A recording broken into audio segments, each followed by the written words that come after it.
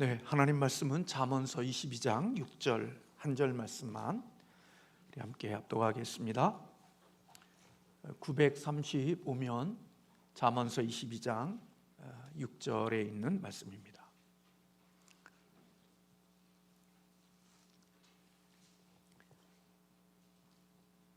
같이 함께 합독하겠습니다.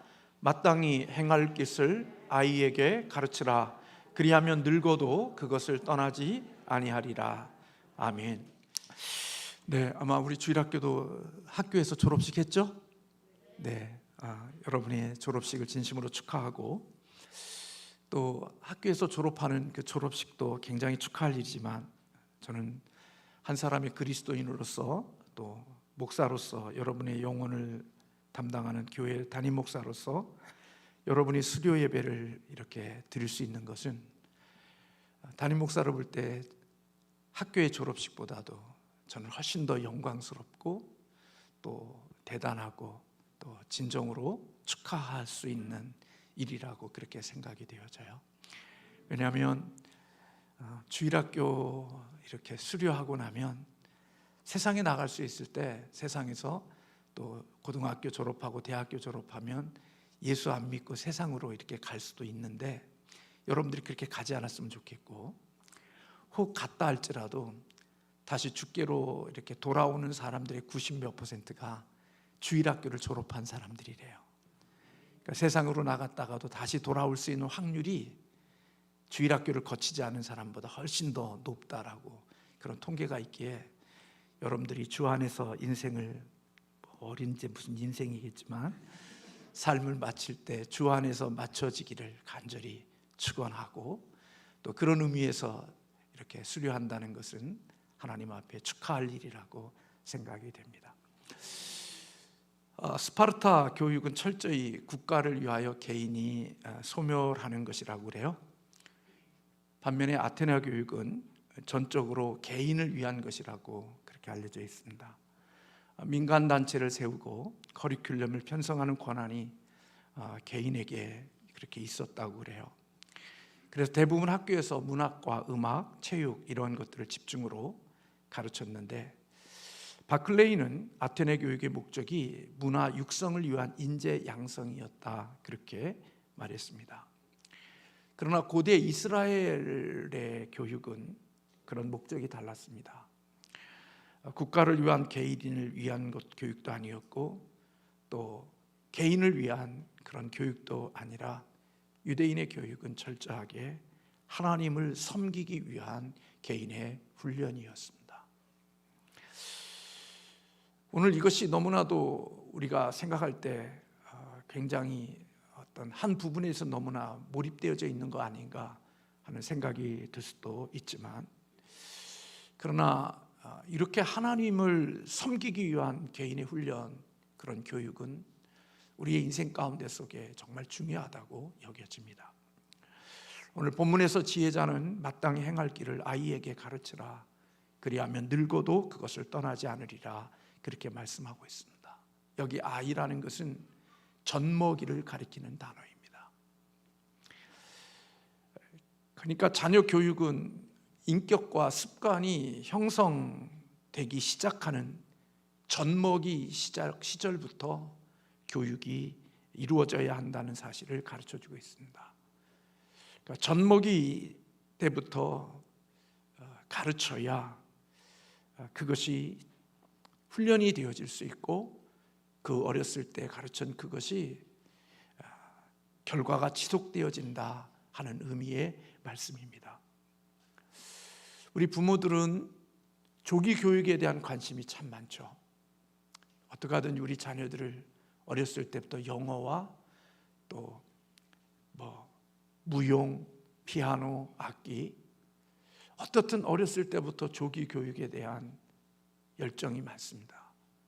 그래서 어렸을 때 유학도 보내고 영어 교육을 하기 위하여 배우기도 하고, 그런 연수도 보내고 그런 일들을 행했습니다. 싱가포르에서, 필리핀에서 사역하고 있는 선교사님이 계시는데, 지금은 좀 많이 좀 줄어들었지만, 예전에 필리핀에서 선교할 때 많은 교회와 많은 사람들이 그 필리핀에 영어 연수를 위해서 학교에 보내는 일들이 참 많았다는 이야기를 해주시더라고요. 지금은 많이 줄어들었다는 얘기를 들었습니다. 그만큼 어렸을 때부터 우리 영어나 또 이러한 피아노나 악기나 또 무용이나 이런 것들에 대한 관심이 정말 많습니다. 저희 세대는 조기 교육이라는 그런 것이 먹고 살기가 힘들었기에 저는 유치원이라는 근처도 가보지 못했고 그런 교육도 받지 못했고 또 그냥 학교 교육도 그냥 제대로 하지 않았지만 어떻든 요즘에 부모님들에게는 어린 자녀에 대한 교육에 굉장한 열망이 있습니다. 그러나 정작 우리들의 부모님들의 마음속에는 어린아이들은 조기 교육에 대한 관심이 많이 있지만 신앙에 있어서 조기 교육에 대한 관심은 별로 그렇게 크지 않은 것 같습니다. 그런데 오늘 신앙교육을 오늘 본문의 말씀에 보면 어려서부터 해야 한다. 젖먹이 때부터 신앙의 교육이 필요하다. 하나님을 섬기는 훈련이 필요하다. 그렇게 가르쳐주고 있습니다. 신앙의 교육이라고 하는 것은 철저히 하나님의 사람으로 살게 하는 거거든요. 하나님이 기뻐하는 사람으로 살게 하는 것, 그것이 신앙 교육의 목표입니다. 사실 우리가 하나님을 섬기고 하나님을 사랑하는 사람으로 살아가는 게 무슨 그게 대단한 것일까 생각하지만 사실은 우리를 지으신 창조주 하나님을 섬기면서 살아가는 자가 되어진다는 것은 그 속에 어마어마한 축복들이 담겨져 있다고 여겨집니다. 잠언을 통하여서 우리가 배우는 것은 지혜와 명철을 하나님을 경외하는 것 속에서 얻을 수 있다고 말씀하고 있거든요. 잠언서 4장 7절에 보면 지혜가 제일이니 지혜를 얻으라. 내가 얻은 모든 것을 가지고 명철을 얻을지니라. 그렇게 말씀하고 있습니다. 사람들은 지혜와 지식을 혼돈하지만 사실은 지혜가 지적인 능력보다 훨씬 더 귀한 거지요. IQ가 높고 지적인 능력이 많아도 지혜롭지 못한 사람들이 있거든요. 그것이 우리일 수 있고 우리 주변에 지적인 능력은 탁월한데도 불구하고 지혜가 없는 사람들을 우리는 어느 때보다도 더 많이 볼 수 있고 찾고 발견되어지는 것을 봅니다. 그러나 어떤 사람들은 그런 지적인 능력이 탁월하지 않아도 지혜 있는 삶을 살아가는 사람들이 있습니다. 우리 예전에 선배 목사님들은 그렇게 지적 능력이 탁월하고 지식이 탁월하지 않아도 지혜로우셨던 분을 기억합니다. 저희 조부님과 또 외할머니 또 이런 분들의 삶을 놓고 보면 지금 생각해 보니까 이분들은 참 배움은 그렇게 많지 않았을런지 몰라도 참 지혜로우신 분들이었구나. 대학원을 나온 사람보다도 훨씬 더 인생을 지혜롭게 사셨구나 하는 생각을 가끔가다 하게 됩니다. 어디서 그런 지혜가 있었을까? 이 세상에 누가 가르쳐주지 않았고 배우지 않았음에도 불구하고 인생을 살아가는 데 있어서 탁월한 방법과 그리고 정말 주어진 그 자리를 잃어버리지 않는 삶의 모습의 아름다운 지혜들이 그분들에게 있었구나 하는 생각을 할 때가 있습니다. IQ가 높고 영리하지만 지혜롭지 못한 사람도 있을 수 있는 것입니다.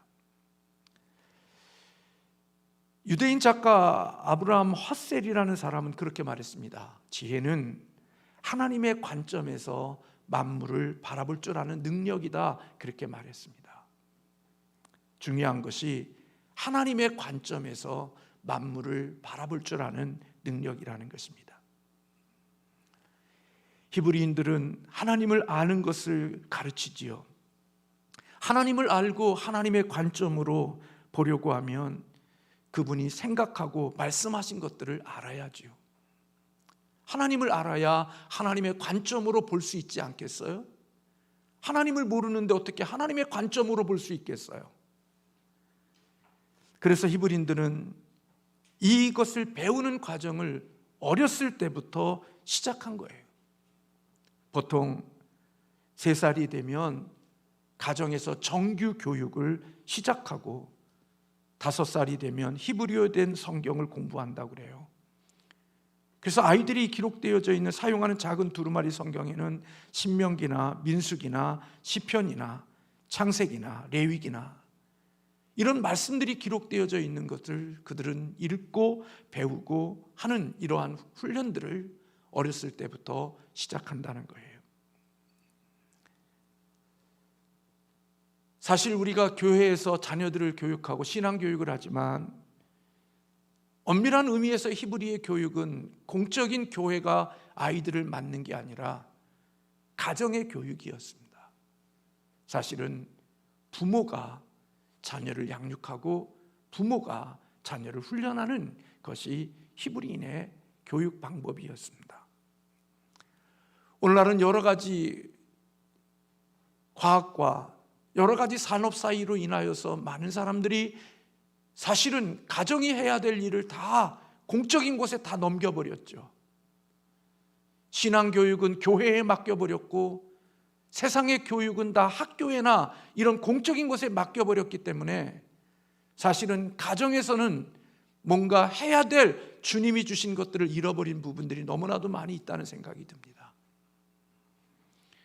주일날 교회에 보내서 1시간 하나님 앞에 유년주일학교 예배를 드리면 그 아이의 영적인 훈련과 영적인 신앙의 교육이 다 되어진 걸로 생각하고 그 자녀에게 문제가 생기면 교회가 그 일을 제대로 양육하지 못했고 훈련시키지 못했다고 모든 책임을 교회에다가 돌리지만, 그리고 학교에다가 모든 책임을 돌리지만, 그러나 정작 중요한 것은 하나님이 주신 귀중한 자녀들은 어디서부터 교육하고 어디서부터 양육하도록 되어져 있느냐?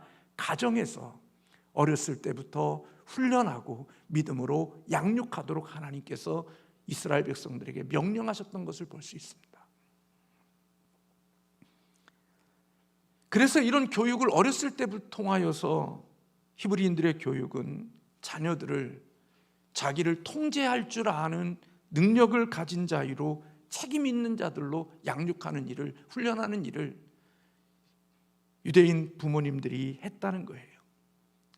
그래서 신명기에 있는 말씀이나 민수기에 있는 말씀이나 시편에 있는 말씀이나 창세기에 있는 이 말씀들은 다 무엇과 관계되어져 있는 거냐? 성경적인 세계관과 관련이 되어져 있는 말씀들이라는 거죠.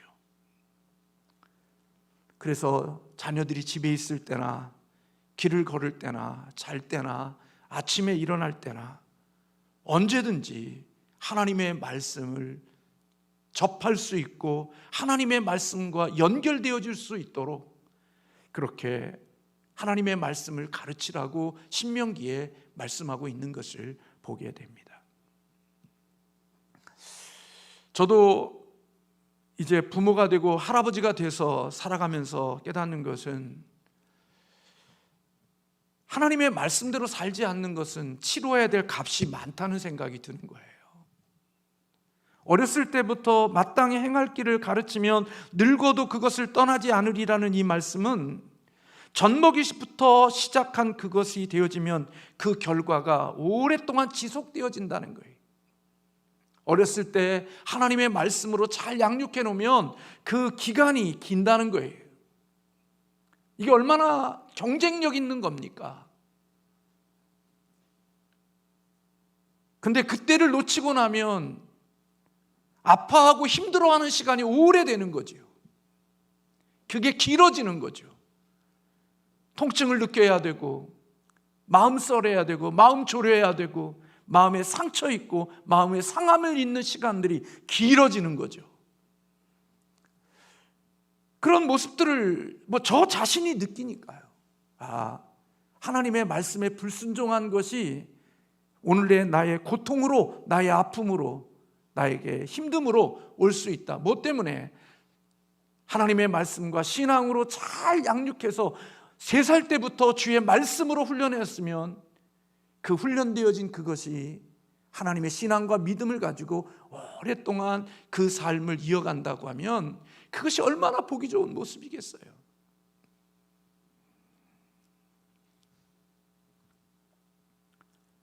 제가 좀 더 일찍 철이 들고 뭔가 인생에 대한 뭔가를 알았고 신앙에 대한 것을 알아서 정말 청소년 때 또 그 과정 속에 열심히 내가 해야 될 일을 잘했다면 그때 얻어진 것을 가지고 오랜 시간 뭔가 좋은 의미 있는 일들을 행할 수 있을 텐데, 그렇지 않으면 별로 내가 가지고 있는 영향력도 없지만 그 영향력을 쓸 수 있는 시간이 없는 거예요. 그걸 활용할 수 있는 시간이 별로 없다고요. 우리 친구들이 10살 때 예수 그리스도를 만나서 말씀으로 잘 훈련되어 영향력 있는 사람이 되어지면 그 영향력으로 쓸 수 있는 시간들이 40년, 50년, 60년일 수 있지만 시시하게 예수 믿다가 50대, 60대 주님을 만나도 나름대로 할 수 있지만 하나님 앞에 쓸 수 있는 영향력이라는 것이 그렇게 길지 않고 그렇게 대단하지도 않다는 거예요. 그런 의미에서 볼 때 어려놨을 때부터 믿음과 말씀으로 잘 양육되어져 자라는 것은 얼마나 중요한 일인지 모릅니다. 왜 하나님의 말씀으로 잘 자라야 되느냐? 제가 깨닫게 되어지는 것은 하나님의 말씀과 주의 교훈과 주의 말씀으로 양육되어지면 어렸을 때부터 그 말씀으로 만들어졌을 때 하나님이 주신 축복이 뭐냐면 그에게 아름다운 성품을 갖게 해주신다는 거예요. 하나님의 아름다운 성품을 가지는 것은 제가 볼 때 똑똑한 사람보다 지식 있는 사람보다 저는 하나님이 주시는 좋은 성품을 가지는 것이 이 땅을 살아가는 데 있어서 굉장히 행복하고 그리고 선한 영향력을 끼칠 수 있는 사람이라고 나이 들어서 느껴지는 거예요. 그래서 저는 똑똑하고 잘나고 자기 자신감 있고 자기 실력 있다고 자랑하는 사람, 난 사람보다도 저는 제 마음속에 더 끌리고 더 마음에 관심 있는 사람은 좋은 성품을 가진 사람이에요. 잘나고 똑똑한 사람은 곁에서 사람을 힘들게 하고 아프게 하고 상처를 주는데, 좋은 성품을 가진 사람은 사람들을 위로하고 격려하고 힘을 주고 행복하게 하고 서로를 아름답게 만드는 능력이 좋은 성품을 가진 사람에게서 만들어지는 작품이라고 여겨지는 거예요.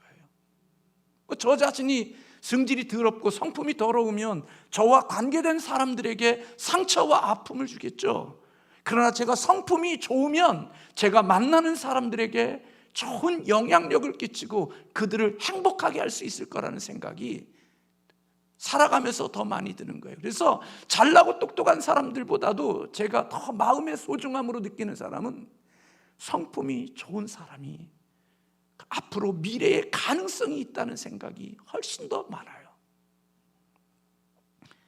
근데 하나님의 말씀으로 어렸을 때부터 신앙으로 자라게 되면 그 주는 축복이 바로 성품이 좋은 성품을 갖게 하거든요.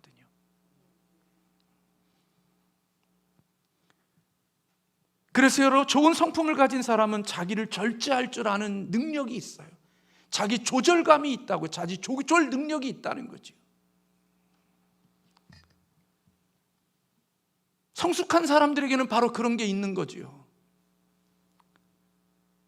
자기 통제, 자기 절제, 자기 조절력이라는 것은 내가 하고 싶은 대로 하는 게 아니라 꼭 해야 할 일을 먼저 할 줄 아는 사람, 그게 바로 자기 절제와 자기 조절감을 가지고 있는 사람이라는 거거든요.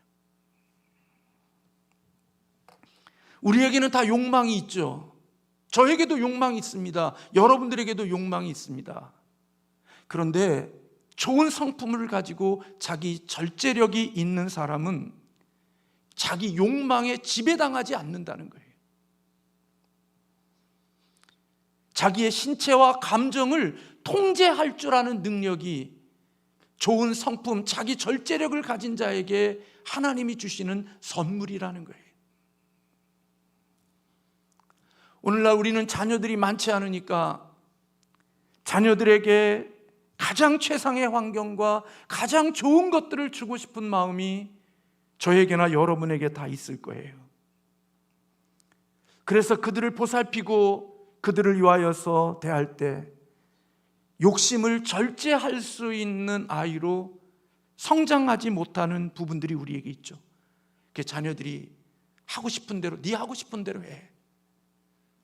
그래서 그가 스스로 자기를 절제할 줄 아는 그러한 성품에 가진 사람으로 기르지 못하는 거예요. 그래서 식당에 가서 마음대로 해집고 다녀도 제재하지 않는 거예요. 누가 뭐라고, 아이 좀 통제, 나 돈 주고 먹어요. 내 자식인데 함부로 말하지 말아요.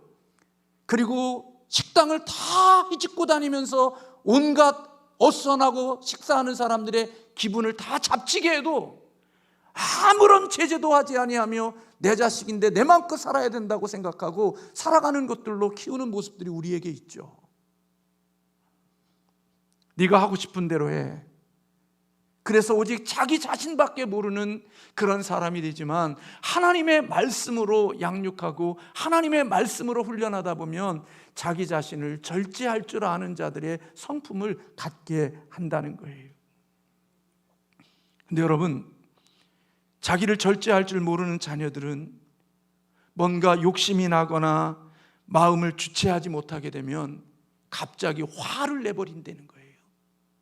내가 갖고 싶은 것을 못 가지면 당장의 화로 변하게 되어진다는 거죠.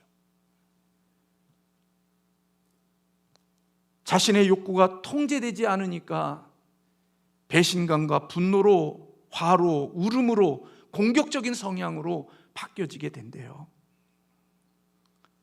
그래서 절제력이 없는 아이는 쾌락과 재미와 오락 등에 빠져서 주변 사람들에게 손해를 끼치게 되고 자신의 욕구대로 살아가기 때문에 다른 사람들을 향한 배려심, 그리고 건강한 가정과 공동체를 이루는 데 치명적인 약점을 가진 자가 되어진다는 거예요. 그래서 절제할 줄 모르는 자는 어른이 되면 허황된 사치나 허용에 빠지게 되고 남의 물건을 탐하게 되어지고 부정적인 방법으로 그것을 가져오는 일들이 있게 되어진다는 거예요. 반면에 절제할 줄 아는 자녀는 스스로 자기를 사랑하고 자기에 대한 자존감이 있기 때문에 성장하면서 자기를 절제할 줄 아는 있기에 부모에게 순종할 줄도 알고 남의 물건을 갖고 싶어도 자기를 절제할 줄 알기에 그것을 훔치거나 도둑질하지 아니하고 옳고 그름을 분별해낼 줄 아는 능력을 가진 자가 되어진다는 겁니다. 그래서 세네카는 자신을 절제하는 힘을 가진 사람이 강한 사람이다, 그렇게 말했습니다.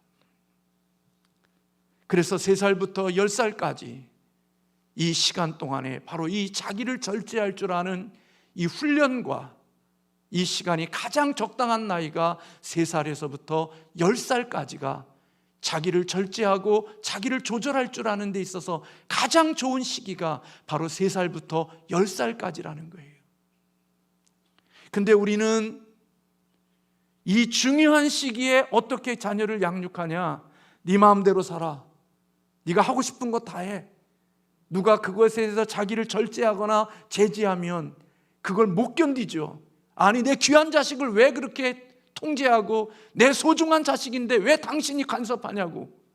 식당에서 뛰어들고 온갖 공공장소에서도 망나니처럼 살아도 아무런 제재를 하지 않고 자기 마음대로 살다가 15살 되고 10살 넘어서 15 되고 20살 되기 시작하면 그때부터 제재하는 것을 시작한다는 거예요. 근데 사실 그때는 제재할 때가 아니라 놓아줘야 될 때는 거예요.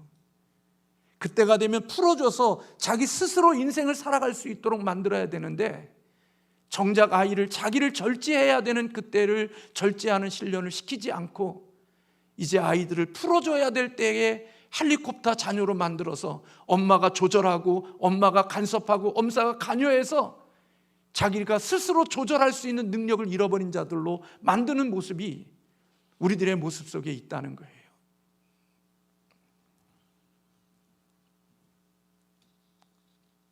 그래서 아이들을 기르면서도 절제력이 없는 아이는 스마트폰을 손에 쥐어줘야 밥을 먹는 그 아이를 감당할 수 없으니까 이제 3살 먹은 아이가 스마트폰 달라고 징징 짜면 결국 그 아이에게 스마트폰을 줘야 되는 그런 환경이 되어지고, 스마트폰을 보느냐고 밥을 안 먹으면 밥을 떠먹여주는 일들이 우리의 모습 속에 일어나고 있다는 거예요. 근데 이런 아이가 되면 나중에 이런 아이가 성장하면 폭군이 되고 통제하지 못하는 그런 사람들로 성장하게 되어져서 자기를 절제하지 못하는 사람이 된다는 거죠.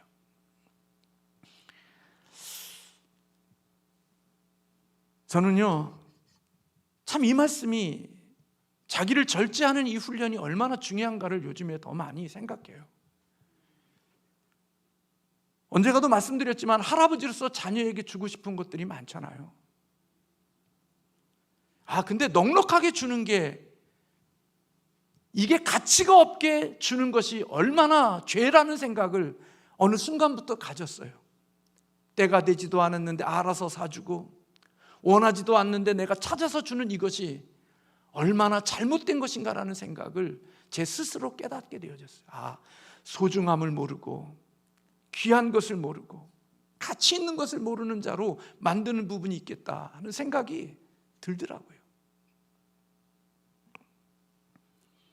근데 하나님의 말씀대로 양육하다 보면 바로 그런 훈련들이 되어지고 그런 성품들이 빚어지는 은혜가 있게 되는 거죠. 그렇게 되어졌을 때 어떤 사람이 되느냐? 책임감이 있는 사람이 된다는 거예요. 자기를 절제할 줄 알고 자기를 통제할 줄 아는 능력이 있는 사람이 이 세상을 살아갈 때 자기에게 주어진 책임감을 질 수 있는 사람이 된다는 겁니다.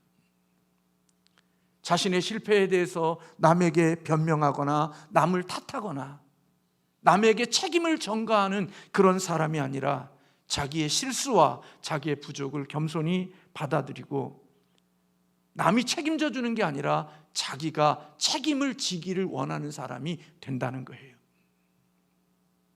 자기가 지불해야 될 것, 자기가 해야 될 것을 할 수 있는 사람이 되니까 그런 사람 속에서 빚어지는 성품이 바로 성실함이 그 속에서 빚어진다는 거예요.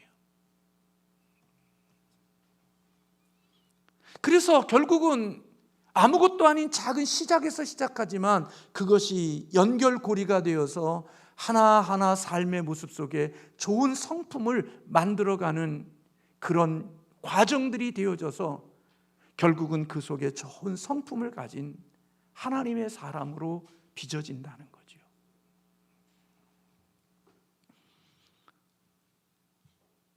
지난 50년간 우리 저를 포함하여 많은 부모는 이런 좋은 성품을 가지는 것에 대한 교육을 안 시켰어요.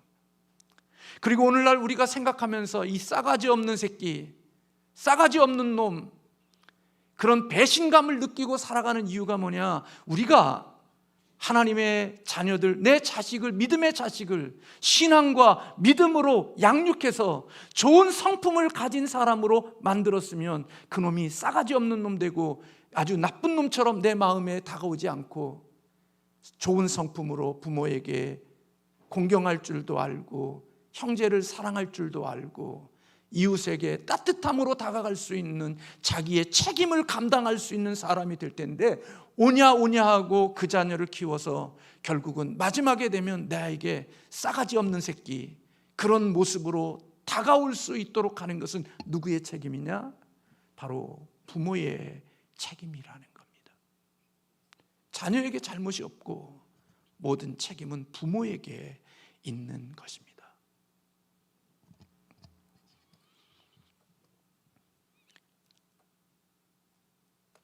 저는 우리 주일학교 아이들이 수료하면서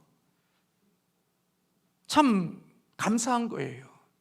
그래도 온전하진 않더라도 주의 말씀을 들을 수 있었으니까.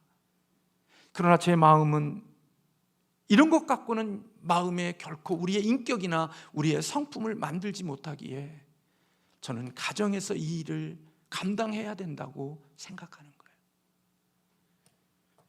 주일학교 일주일에 한 번 1시간 맡겨서 그의 신앙이, 믿음이, 성품이 자란다?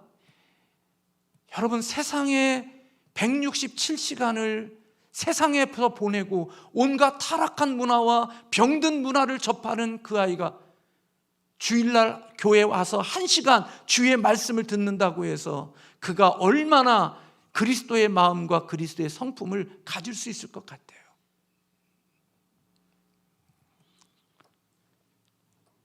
제가 다 하지 못하지만 제 서재에 가면 어린아이에 대한 책들이 많습니다. 성품에 대한 책도 있고 인성에 대한 책도 있고, 제 마음속에 모난 부분들이 너무나 많아서 그 부분들에 대한 치료를 받고 해결하고 싶어서 제가 인성학교도 가보고, 그리고 인성에 대한 그런 부분들도 훈련받고, 그리고 그거에 대한 민간 자격증도 얻으면서 인생을 살아가는 삶이 똑똑함으로써 인생을 복되게 사는 게 아니라 인생이 행복하고 그래도 유익한 삶을 사는 것은 좋은 성품을 가진 자가 그 일을 만들어 간다는 생각 때문에 제 마음속에 그거에 대한 하지 못하면서도 마음의 열망이 있는 것입니다. 건강한 교회를 가보면요, 제 마음속에 느끼는 게 뭐냐면 그 교인들이 성품이 좋은 거예요. 믿음이 좋은 게 아니라 성품이 좋은 거예요. 그래서 성품이 좋기에 그 성품이 좋은 사람들로 인하여 살아가는, 함께하는 사람들의 행복이 있는 거예요. 근데 믿음이 좋다고 하는데 성품이 정말 개똥 같으면요, 교회가 아파요. 상처가 있고요, 눈물이 있고요, 괴로움이 있고요. 그래서 제 마음속에 우리 자녀들도 있지만, 우리 자녀들이 정말 주님의 성품으로 빚어졌다면 우리 며느리에게 상처를 별로 많이 주지 않을 거예요. 우리 딸이 결혼하면 남편에게 많은 상처를 주지 않을 거예요. 좋은 성품을 가지고 있다면 아내에게 행복하게 하고 아내를 아름답게 만드는 능력이 있을 거예요. 우리 딸이 좋은 성품을 갖고 그리스도의 마음을 가지고 살면 분명히 결혼해서도 남편을 행복하게 해줄 수 있는 그런 능력이 그에게 있어서 환경을 바꿀 수 있는 능력이 그에게 있을 거라고 생각하는 거예요. 근데 여러분, 이 성수군이 어디서 만들어지느냐? 고난 속에서 만들어진다는 거예요. 그래서 고난을 피하고 다니면 몸은 성숙해질는지 몰라서 커질는지 모르지만 성품이나 좋은 성숙한 사람은 되지 않는다는 거예요. 근데 우리는 자녀들, 내가 고생했으니까 우리 자식은 고생하지 않아야 된다고 그러죠. 그러니까 집에 가면, 가정 결혼하면 밥 하나 못 하는 거예요.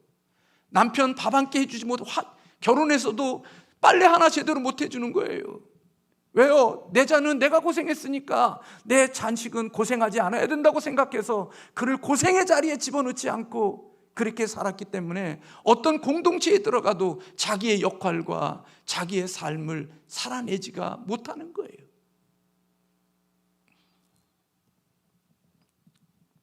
그래서 저는 잘 몰랐는데요, 명문학부일수록요, 한 사람이 운동 하나 하고 악기 하나를 다루는 그런 과정이 커리큘럼에 들어있대요. 왜요? 그런 시간들을 통해서 자기를 절제하는 훈련을 배우고 그런 과정을 통하여서 고난의 시간을 견디는 훈련을 한다는 거예요. 저는요, 지금도 60이 넘었지만 허리 디스크가 있지만 그래도 뭔가를 들고 뭔가를 움직이는 일을 해요. 제가 보니까요, 우리 자녀보다도 더 잘하는 것 같아요. 우리 자식들보다 더 무거운 것 들고요, 더 움직이는 거 더 많이 하는 것 같아요. 굳은 일, 힘든 일 다 해요. 왜요? 제가 그런 시간들을 지나갔거든요. 근데 그게 하나님의 은혜고 하나님의 축복이고 인생을 살아가게 하는 복이라는 거예요. 죄송해요. 이런 얘기하면 여러분들이 어떨는지 모르지만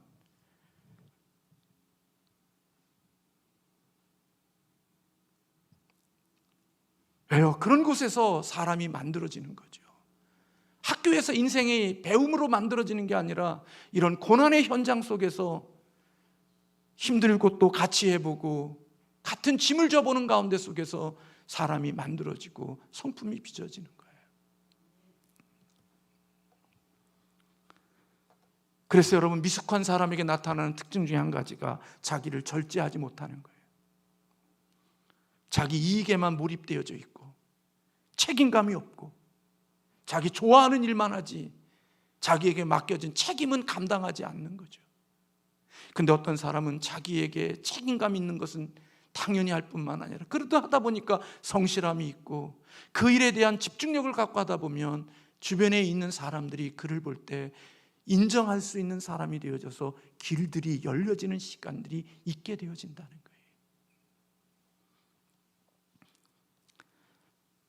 17세기 영국의 유명한 청교도 지도자였던 존 밀턴은 이렇게 말했습니다. 교육에 대해서 배움의 목적은 하나님을 바르게 알고 하나님을 아는 지식을 통해 그분을 본받고 닮아가며 그분에게까지 자라감을 따라 우리의 영혼이 진정한 덕을 소유하게 되는 것이다.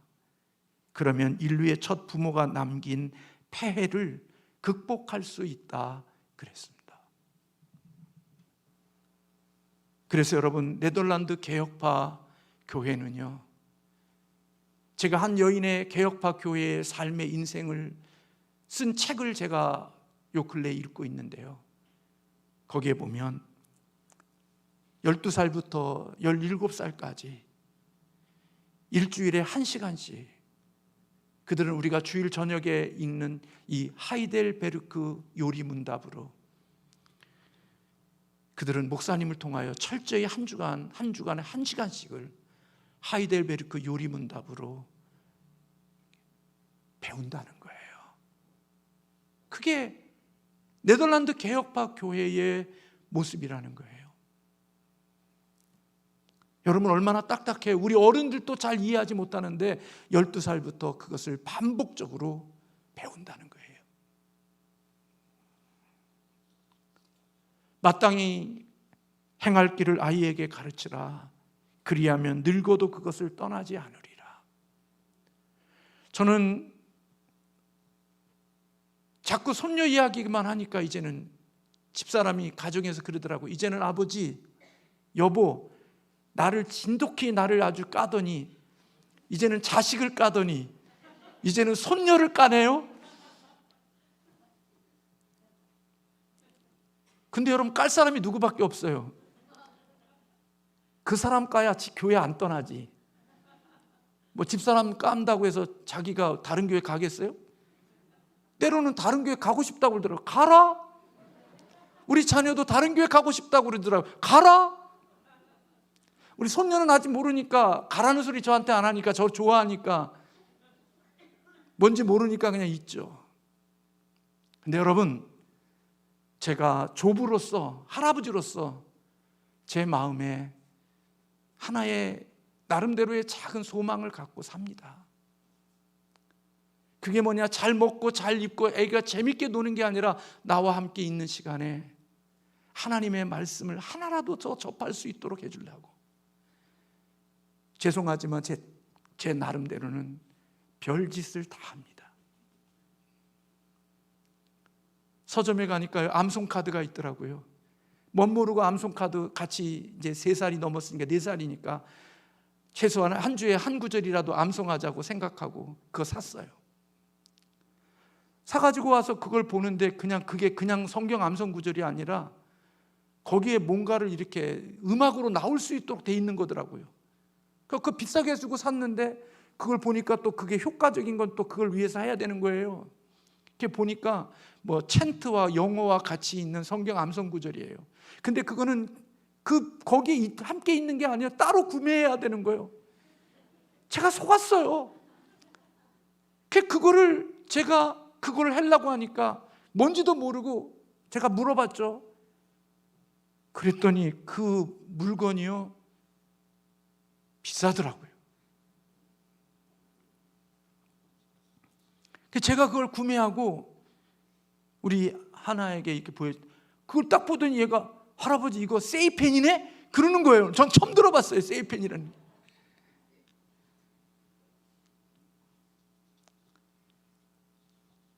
뭐냐면 거기다 그림에다 갖다 대면 말씀이 음성으로 나와요. 챈트로식으로 해가지고. 제가 줄 수 있는 건 세상 게 아니라 나와 만나는 시간에, 언제 헤어질런지 모르지만 나하고 만나는 시간에 어떻게 하든지 하나님의 말씀 한 절이라도 더 주고 싶은 마음이 제 마음속에 간절해요. 먹는 것도 잘 주고 싶지만 제 마음속에 하나님의 말씀과 영적인 생명을 주고 싶은 마음이 있는 거예요. 그래서 그가 반듯한 그리스도인이 되어진다면 얼마나 감사해요. 그가 이 땅에 살면서 누군가에게 유익을 줄 수 있는 사람으로 살아간다면 그게 얼마나 저에게 하나님 앞에 상급이 되겠어요. 만나는 사람에게 상처 주고 아픔과 고통을 주며 살아가는 그런 사람이 아닌 따뜻하고 좋은 성품을 가진 그리스도의 마음을 가진 사람으로 이 세상을 살아가면서 학교에서나 자기에게 주어진 만나는 사람들에게 좋은 영향력을 줄 수 있는 사람으로 인생을 살아가는 자가 된다면, 그 시간이 긴 시간 동안 그렇게 살아간다고 하면 복이라고 생각이 드는 거예요. 그래서 우리 수료하는 여러분들 제가 축하하는 거예요. 하나님의 말씀으로 훈련되어지고, 그래도 하나님의 말씀을 마치 옛날 가난할 때 우리 친구들은 모르지만 그냥 고깃국 끓일 때 물은 엄청 많은데 고기 요따만한 거 하나 던져놓고 그 고깃국이라고 먹었지만 그래도 고깃국인 거예요. 그래도 여러분들이 하나님의 말씀에 이렇게 있었다는 그 자체가 저는 하나님의 은혜라고 생각해서 여러분을 축하하는 거예요. 그리고 여러분 잘 될 거예요. 주님의 말씀을 붙들고 살아가면 여러분은 정말 잘 될 거예요. 여러분이 학교 가면 친구들을 왕따시키는 아주 저질스러운 사람이 안 될 거고, 여러분 때문에 누군가가 행복하고, 부모님도 행복하고, 친구도 행복하고, 결혼해서 아내도 행복하고, 할아버지가 되면 손녀, 손자도 행복하고, 행복의 통로가 될 거예요. 예수 잘 믿을 거야, 안 믿을 거예요?